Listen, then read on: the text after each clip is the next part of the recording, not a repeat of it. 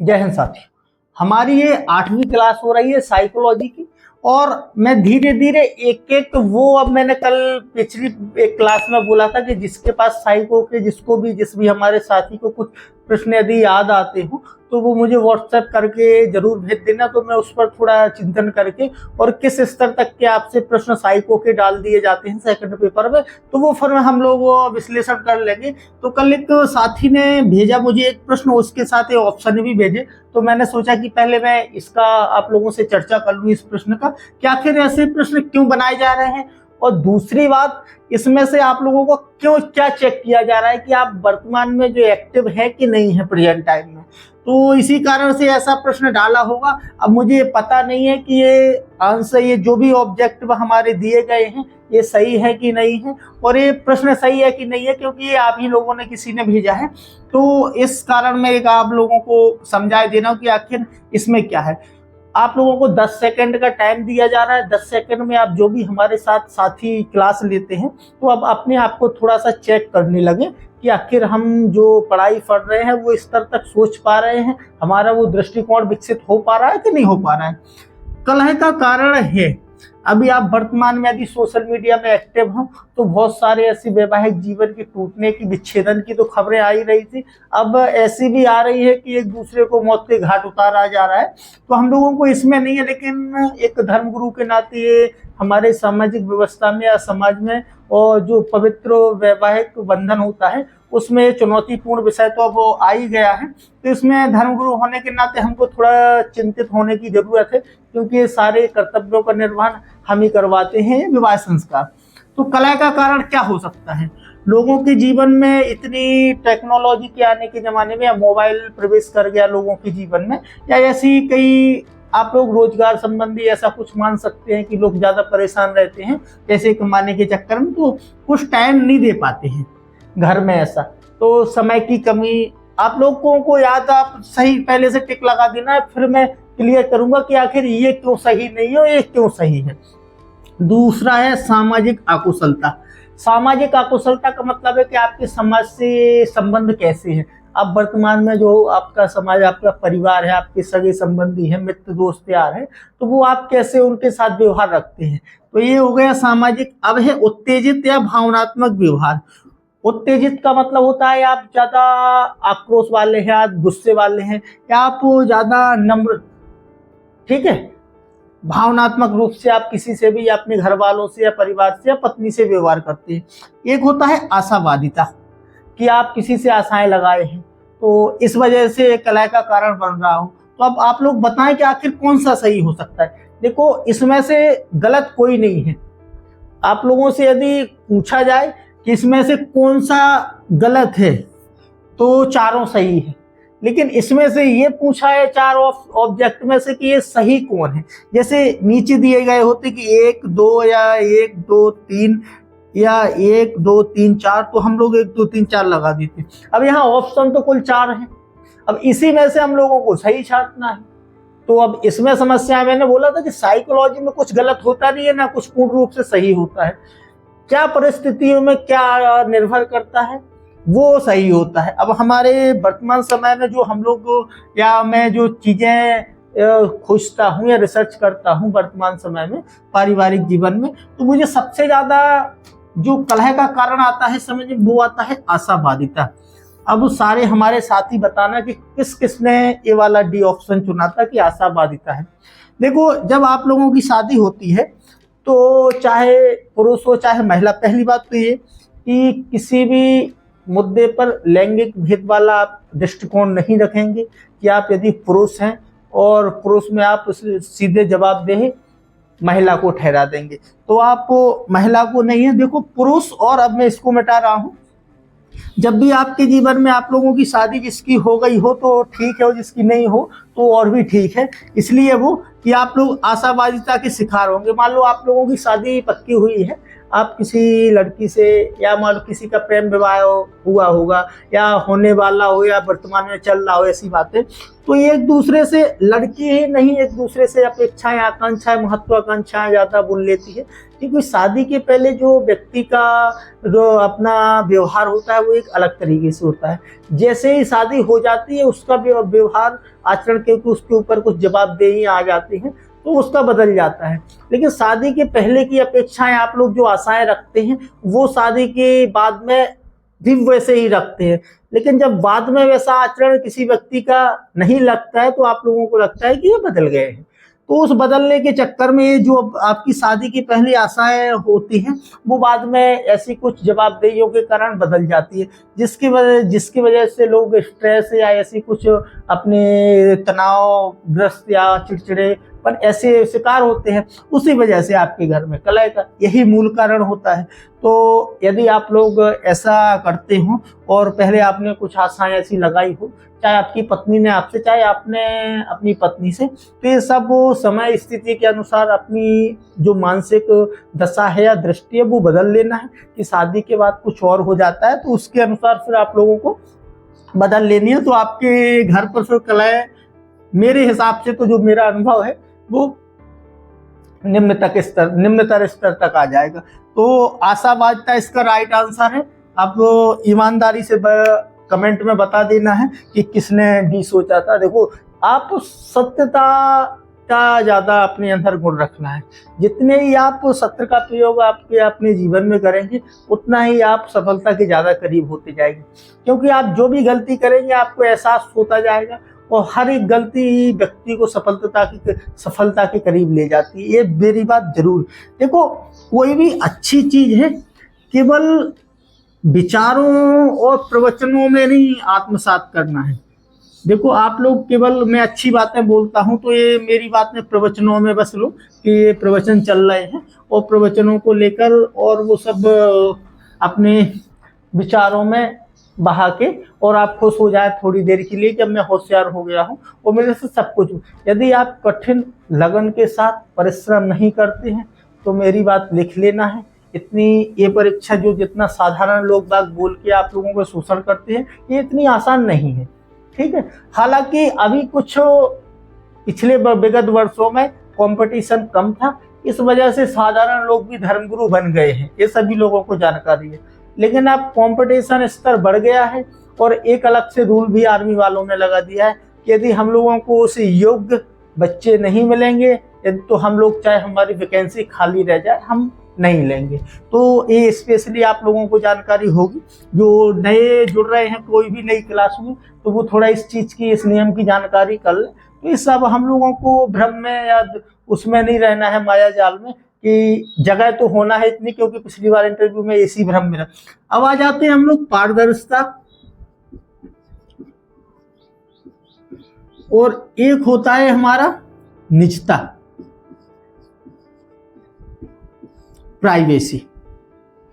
इसको ट्रांसपेरेंसी,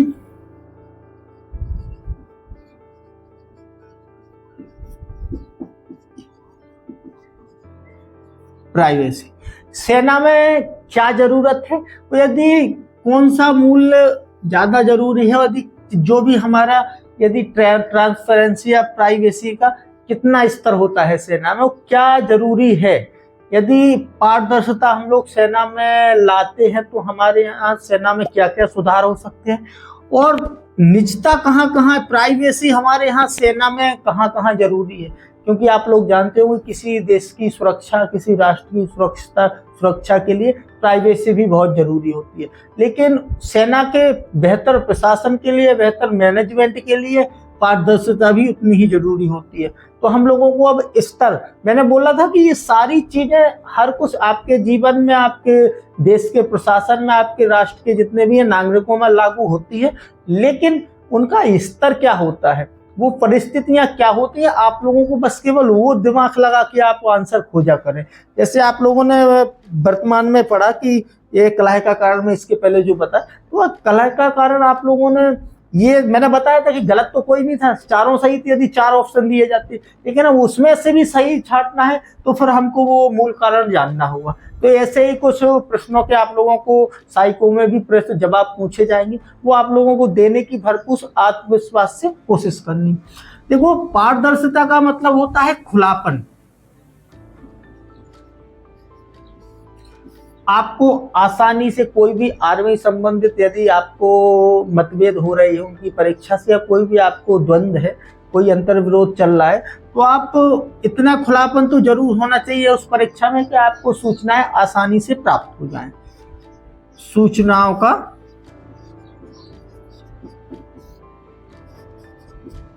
आसानी से प्राप्ति।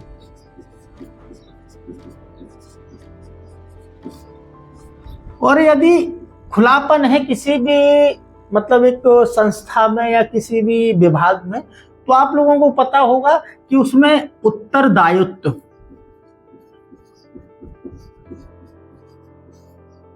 में वृद्धि होती है। मैं एक शब्द समझा चुका हूं, दायित्वबोध और कर्तव्यबोध।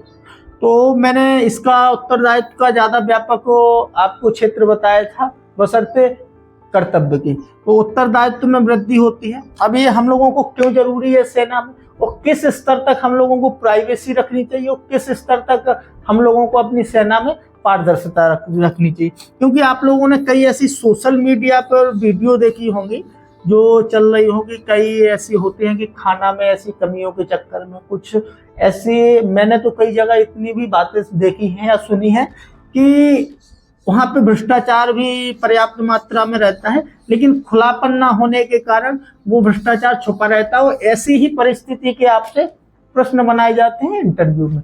तो शायद हो सकता है कि रिटन पेपर में भी आप लोगों से ऐसे प्रश्न बना के आपका बौद्धिक स्तर मापा जा सकता है। तो आप लोगों को तैयार रहना है। पहली बात तो यदि जिस भी विभाग में या जिस भी प्रशासन में खुला पारदर्शिता होगी, तो उसमें सबसे पहले तो नागरिकों का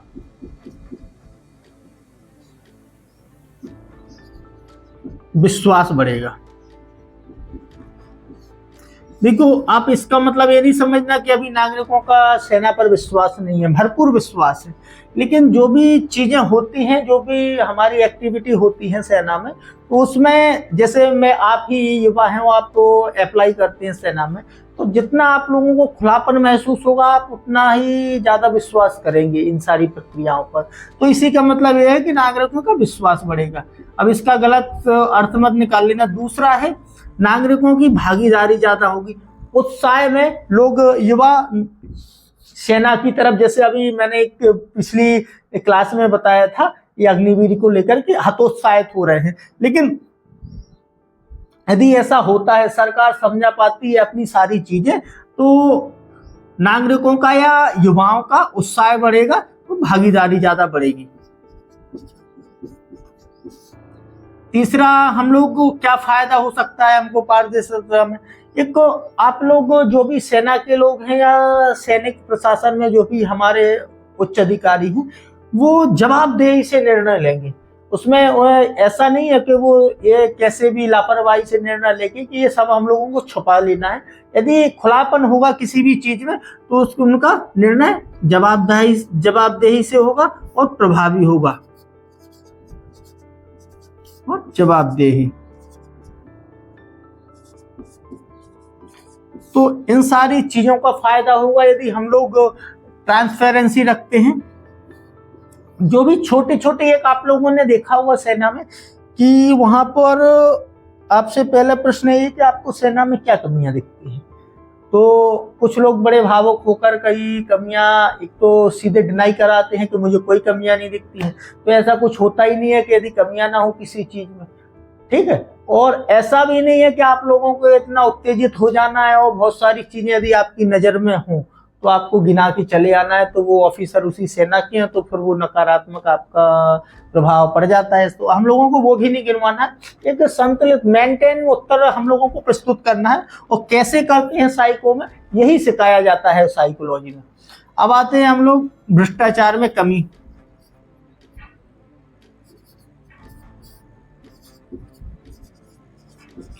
यदि किसी सैनिक ने कोई आरोप लगाता है, तो पहली बात, उस सैनिक को सीधे सोशल मीडिया पर आकर नहीं लगाना चाहिए, क्योंकि कोई किसी भी विभाग का एक विभागीय कोड ऑफ कंडक्ट होता है, एक आचरण संहिता होती है। यदि आपको लगता है कि मेरी बात विभाग के अंदर भी नहीं सुनी जा रही है, तो आप गुप्त संदेशों से अपनी ऐसी सूचनाओं या अपनी ऐसे शिकायत पत्रों का निवारण करवा सकते हैं। उसके ऊपर भी कई अधिकारी होते हैं, उसके ऊपर सीधा कोर्ट भी हो सकता है होता है। तो आप लोग सीधे ऐसी शिकायत पत्र वहां भेजकर ऐसी समस्याओं का समाधान पा सकते हैं, बशर्ते आप छोटी छोटी हमारे, क्योंकि सेना का एक जो प्रभुत्व है या जो भी हमारी इज्जत है, जो भी उसकी साख है, वो ऐसे ही ईमानदारी पर है। और ऐसी कोई छोटी किसी एक व्यक्ति ने ऐसी गलती की है तो आप पूरे सेना पर उंगली उठाने के बजाय उसको अपने सीमित रूप में उसका समाधान ढूंढ सकते हैं। तो ऐसे ही हम लोगों को रास्ता चल रहा है। अब सबसे बड़ा फायदा होता है वो होता है उत्पादकता में वृद्धि। उत्पादकता में वृद्धि मतलब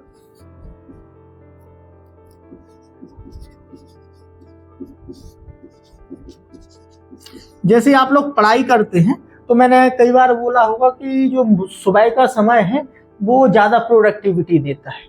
आपको उस समय जो पढ़ाई करते हैं वो आपको ज़्यादा महसूस होगा कि हम लोगों ने जो अध्ययन किया है वो हम लोग कुछ सीख पाए हैं, और अब हम लोग जो भी पढ़े हैं उसका उत्तर अच्छी तरह प्रस्तुत कर पाएंगे। ऐसे ही इसका मतलब होता है कि यदि सेना में पारदर्शिता रहेगी तो उसमें लोग ज़्यादा लगन के साथ, ज़्यादा सेवा समर्पण के साथ काम करेंगे। तो इसमें हमारी सेना बहुत अच्छी और अच्छे काम कर सकती है। जो भी यदि मान लो यदि कोई भी आगे चुनौतियां कभी भी आती हैं सेना में, तो फिर वो भी फेस करने में सक्षम हो जाएगी। अब आते हैं हम लोग सेवा में वृद्धि। जो भी आपदाएं आती हैं, आप लोगों ने देखा होगा कई ऐसी जलवायु परिवर्तन के कारण आकस्मिक आपदाएं अभी वर्तमान में आप लोगों ने म्यांमार और थाईलैंड में कल ही ऐसा भूकंप आया कि बहुत सारा वहाँ नुकसान हुआ है और कई लोगों की क्षति भी हुई है, लोगों की जान चली गई है। तो ऐसे ही सेवाएं यदि हम लोगों को कहीं किसी भी इमरजेंसी में ऐसी हम लोग सेना को उतारते हैं तो उसमें बहुत अच्छी सेवाएं हम लोग पूरी ईमानदारी से लगन के साथ सेवाएं अपने देश के नागरिकों की करवा सकते हैं। लास्ट हमारा है सामाजिक न्याय। सामाजिक न्याय के हम सेना के लिए ऐसा नागरिकों को महसूस करवाएंगे कि सेना सभी के लिए बराबर है, सभी के साथ समान रूप से व्यवहार करती है, कोई उसके लिए स्पेशल और कोई निचले स्तर का व्यक्ति नहीं है। तो ये सामाजिक न्याय की ओर हमारे नागरिकों का विश्वास बढ़ेगा। तो इसलिए किसी भी विभाग में, विशेष तौर पर सेना में, उस स्तर तक खुलापन होना चाहिए, पारदर्शिता होनी चाहिए जो हमारे नागरिकों के हितों से और सेना की साख से जुड़ा हुआ। लेकिन अब प्राइवेसी वहीं पे हम लोगों को देखना है कि निजी कहाँ क्या होना चाहिए सेना में। तो आप लोगों को पता है कि जैसे हमारे कई निर्माण हो रहे हैं, जैसे हम लोग परमाणु बॉम्ब बनाए मान लो, या कई सबमरीन बनाए हैं, या कोई एयरक्राफ्ट बना रहे हैं, लड़ाकू विमान। तो इन सारी चीजों में प्राइवेसी सेना में बहुत जरूरी है। जैसे आप लोगों ने देखा हुआ कहीं भी कैंट हो तो वहां पर एरोप्लेन गुजरने पर भी प्रतिबंध होता है, वहां पर फोटो लेना ये भी प्रतिबंधित होता है। तो ये किसी भी देश की सुरक्षा से संबंधित प्रश्न है, तो इसमें निष्ठा होनी चाहिए, प्राइवेसी होनी चाहिए। लेकिन जहां तक हमारे देश की सुरक्षा का और नागरिकों का सवाल है तो उन सारी चीजों को सेना को प्राइवेसी में रखना चाहिए। प्राइवेसी आप लोग एक नंबर पर यही लिख लेंगे कि कोई भी हमारे यहाँ पे हथियारों का निर्माण होता हो, कोई भी ऐसी चीजें जो सेना से संबंधित गुप्त जानकारियां हैं, वहां पर किसी भी के आने जाने का प्रतिबंध रहता है, किसी भी आम नागरिक का।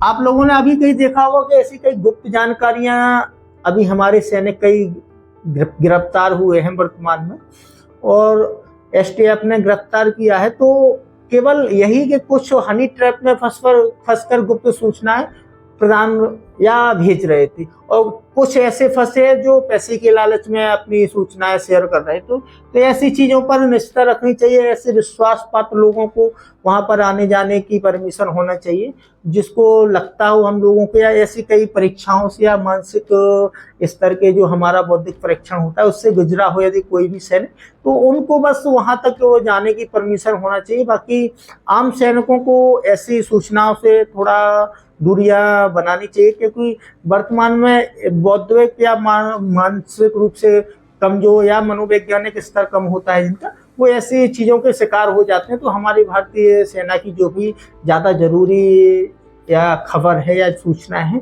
वो शेयर करने लगते हैं, तो ऐसी प्राइवेसी में रखना चाहिए।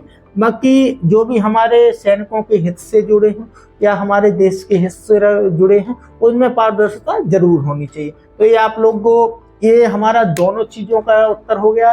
यदि रिटर्न में कोई भी प्रश्न बनाते हैं तो आप लोगों को बिल्कुल सोच समझकर लगा के आना है, और इंटरव्यू में बनाते हैं तब तो आपको समझा के ही आना है अच्छी तरह से कि इसका कैसा प्रभाव हो सकता है।